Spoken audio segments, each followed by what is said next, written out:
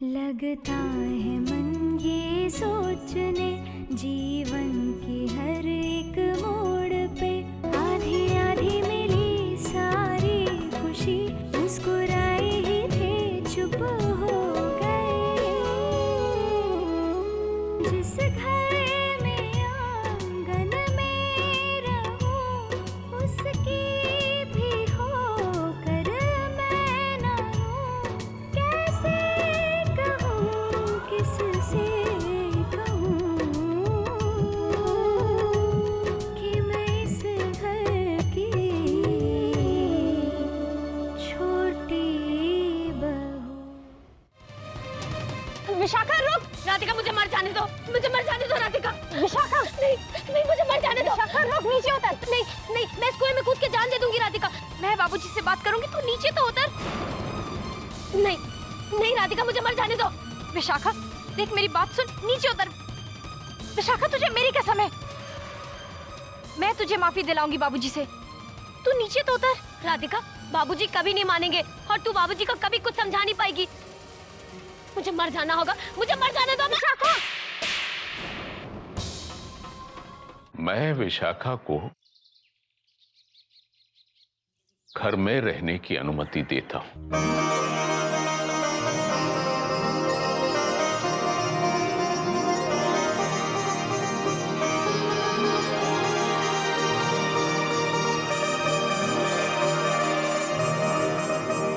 अब मुझको बस ये देखना है कि वो लड़का जो विशाखा को ढूंढे रहा था विशाखा से आके ना मिले।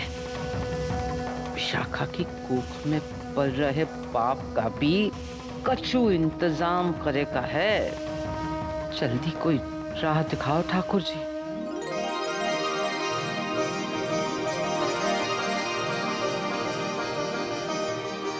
बिटिया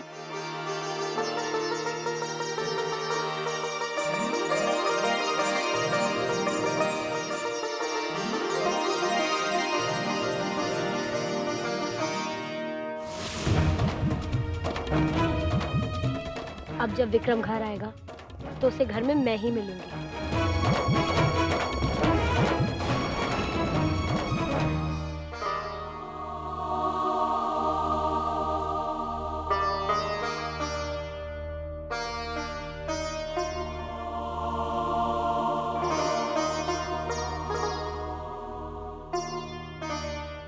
मुझे क्षमा कर दीजिए बाबूजी, मैं आपकी इच्छा के विरुद्ध गई।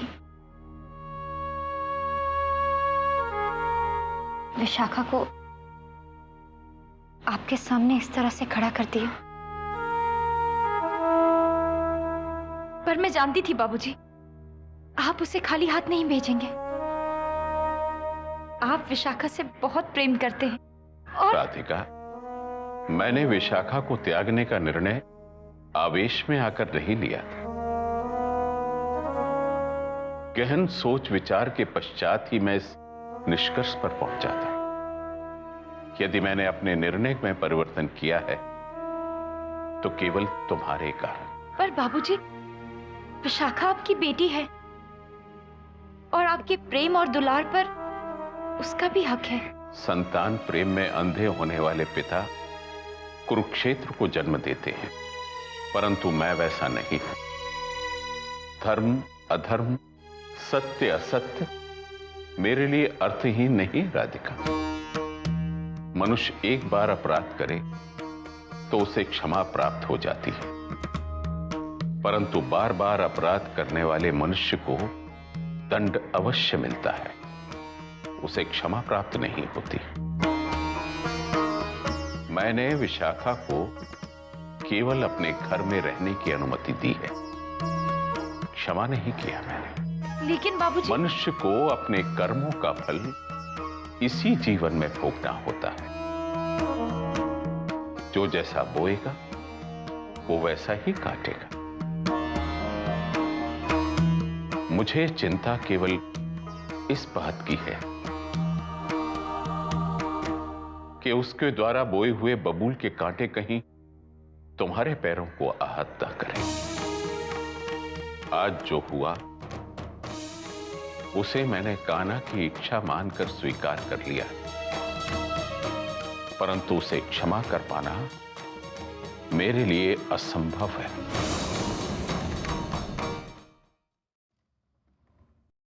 आजा बिटिया।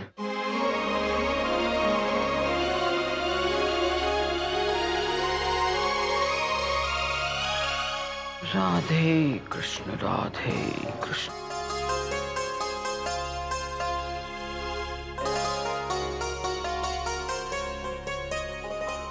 ये ले बिटिया, पानी पी ले। नहीं माँ। अब मैं तेरी पसंद का हलवा बना के लाती हूँ। जी अच्छा।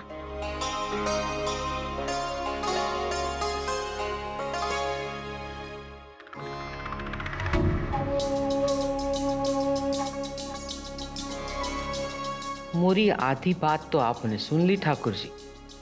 विशाखा घरे आई गई, पर चिंता अभी मिटी ना है। जब तक ऊ के पेट में पाप है, चिंता बनी रहेगी। कोई रास्ता दिखाओ ठाकुर जी, ठाकुर जी कोई रास्ता दिखाओ।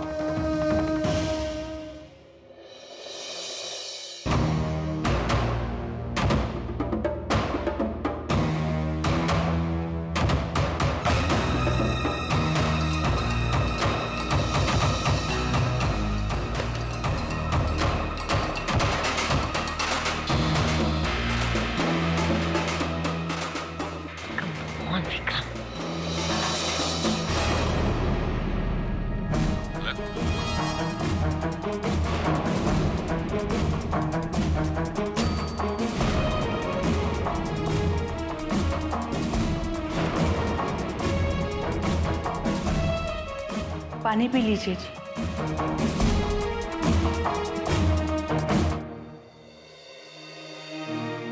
अब राधिका, बिटिया तू थोड़ी देर आराम कर ले।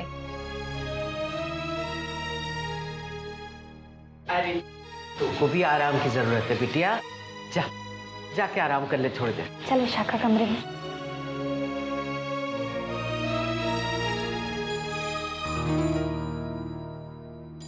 हम देखे थे।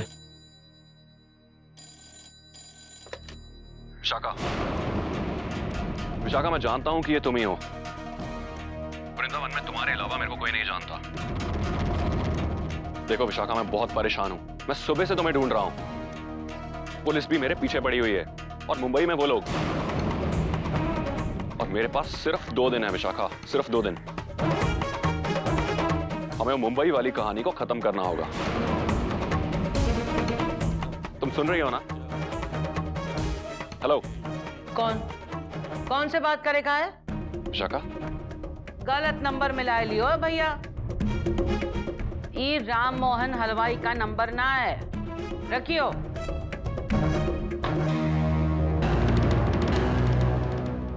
अम्मा, किसका फोन था? राम मोहन हलवाई के लिए। अच्छा। गलत नंबर आवत है ना?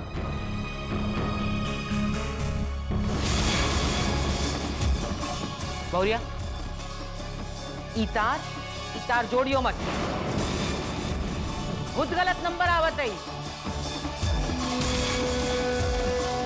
अम्मा, हम आराम करने जा रहे हैं।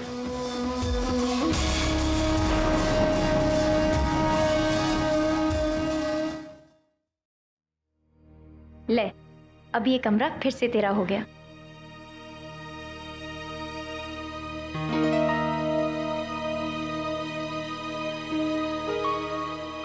विशाखा, हाँ, आ बैठ।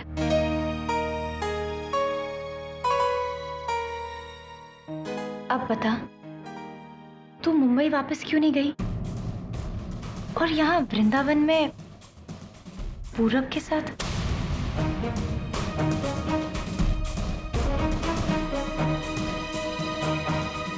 विशाखा, बता ना, तेरी चुप्पी मुझे और परेशान कर रही है। राधिका, मैं तुझे सब कुछ बताऊंगी, पर सही समय आने पर। अभी मैं किसी का इंतजार कर रही हूँ, और जब वो आएगा ना, तब तुझे वो सब कुछ बता देगा। किसका इंतजार कर रही है?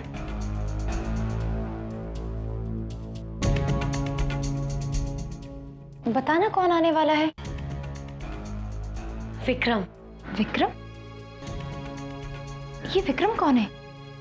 राधिका, विक्रम से मैं मुंबई में मिली थी और वो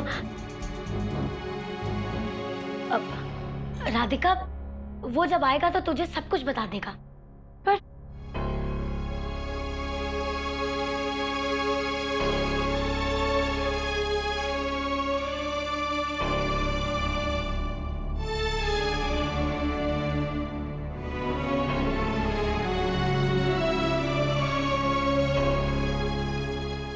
मैं जानती हूँ विशाखा, तू मुस्कुरा रही है लेकिन तू बहुत परेशान है।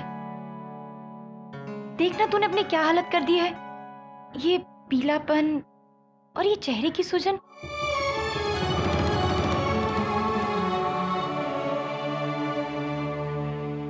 वो तबीयत का तो ऐसा है कि बुखार है उनको।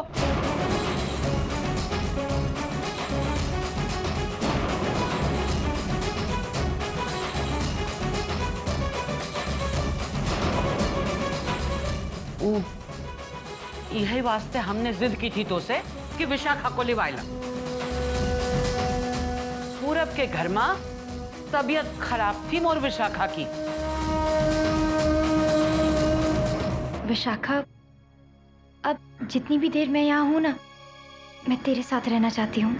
हाँ हाँ हाँ हाँ, वो सब बाद में। अभी मोको काम है उसे। अभी तक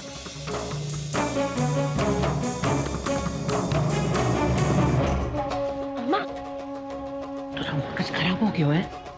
कहाँ बता रही थी उनको अपने पेट के बारे में? अम्मा, वो मेरी बहन है।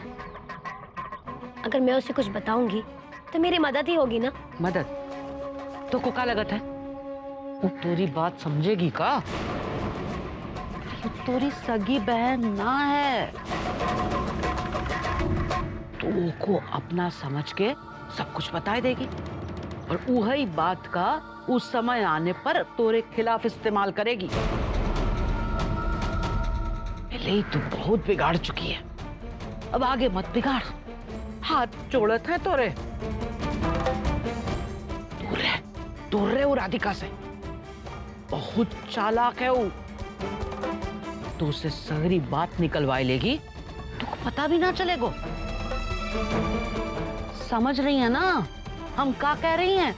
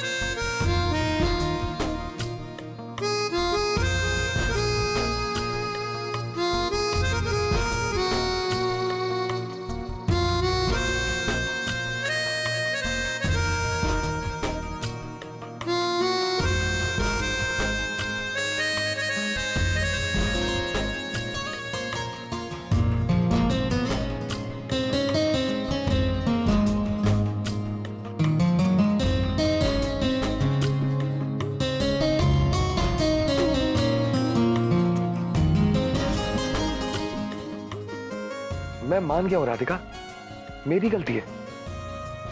अब मैं तुमसे कभी नहीं टूटूंगा। क्या तुम भी मुझे उतना ही याद कर रही हो जितना कि मैं तुम्हें?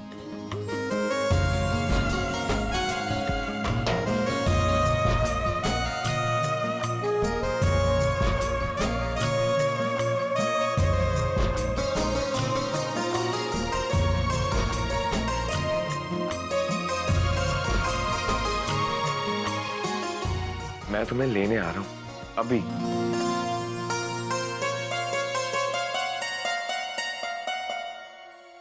लगता है वो आ गए।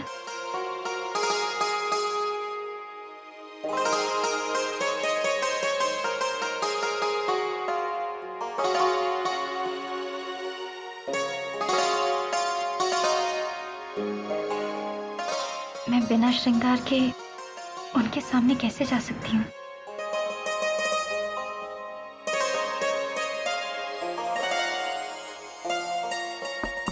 आ रही हूँ।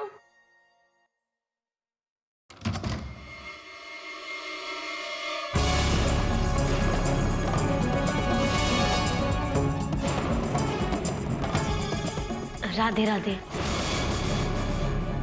कौन आया है? अरे दामाद बाबू।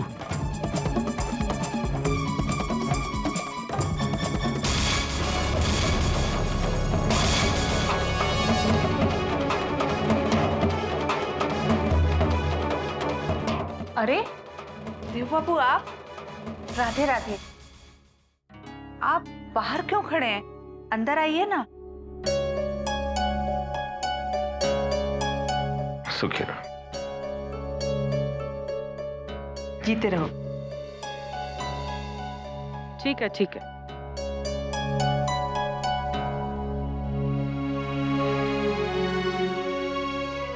देव बाबू, पानी। अरे जल क्या, तनिक जलपान का प्रबंध करिए देवकी जी। जी। नहीं बाबूजी, मैं तो बस राधिका को लेने आया।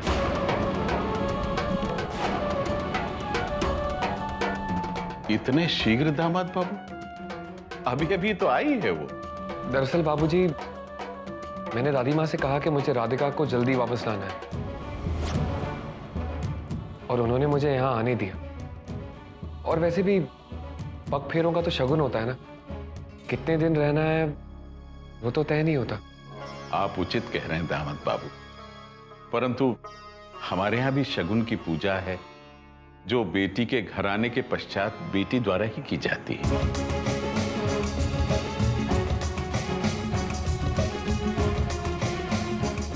ठीक है बाबूजी, आप शगुन की पूजा कर लीजिए, मैं उसके बाद उसे लेकर जाऊंगा। एक पिता की ओर से सोचकर देखिए दामाद बाबू, जिस पिता की बेटी प्रथम बार विवाह के पश्चात घर आई हो, वो अब रात्रि यही विश्राम कीजिए, प्रातः ले जाइए। मैं केवल विनती कर सकता हूं दामाद बाबू। नहीं नहीं बाबूजी, अगर आप चाहते हैं तो मैं कल सुबह आकर लेके जाऊंगा।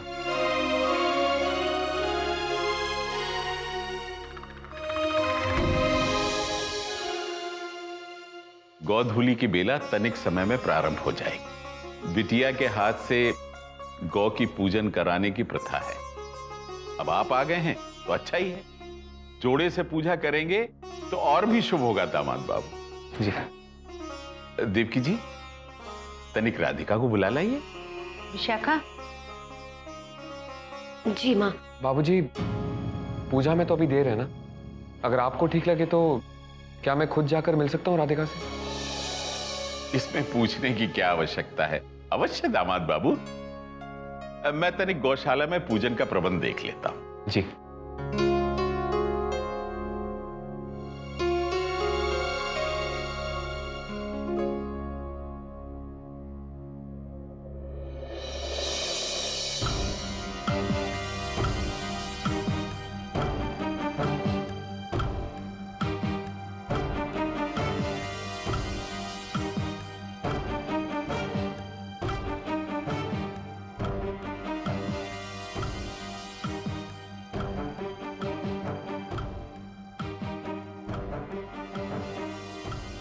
हेलो।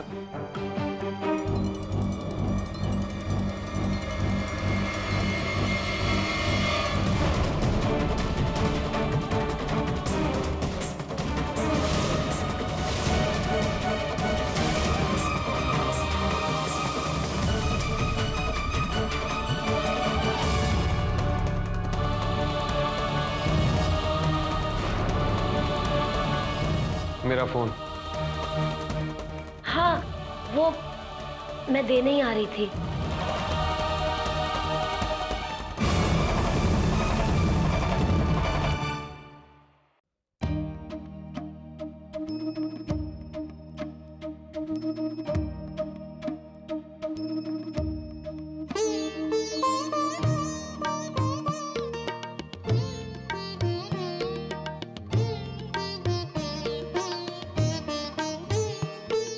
आप कब आए? अभी अभी। मैं तो आपके लिए श्रृंगार कर रही थी। आपको थोड़ी देर बाहर रहना था ना। राधिका, जब तुम चली गई थी उसके बाद मैंने तुम्हारी चिट्ठी पढ़ी। मुझे बहुत बुरा लगा कि मैंने तुम्हें दुख पहुंचाया। तुम्हें पहली रसोई का नेक भी नहीं दिया ना, इसलिए हार रहा है। बहुत खूबसूरत है, आपके प्यार की तरह। मुझे माफ कर दीजिए ना। अरे माफी क्यों? वो मैंने आपकी बात नहीं मानी, जाने से पहले आपसे बात भी नहीं कर पाई, और आप रूठे थे, आपको मना भी नहीं पाई। बहुत बुरी हूं ना मैं। देखो, अगर तुम मेरी राधिका को बुरी कहोगी ना तो मैं सचमुच रूठ जाऊंगा।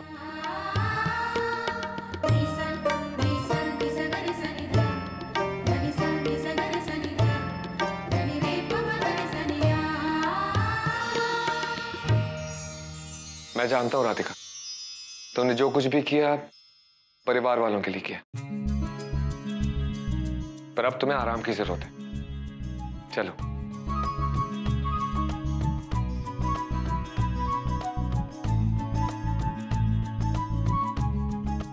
गुफा के पंडित ने कहा था कि तुम पूर्ण चंद्र ग्रहण तक बिल्कुल ठीक हो जाओगी, पर इसके लिए तुम्हें मेरी राधिका का अच्छे से ख्याल रखना होगा। दादी माँ का होगा। हेलो जी, कौन बोल रहा है? आपने फोन किया, आप बताइए कौन बोल रहे हैं? मुझे इस नंबर से कॉल आई थी। जी नहीं, मैंने कोई फोन नहीं किया। आपने फोन नहीं किया? मैं तो सिर्फ कॉल रिटर्न कर रहा हूँ। पर आप हैं कौन? मैं विक्रम।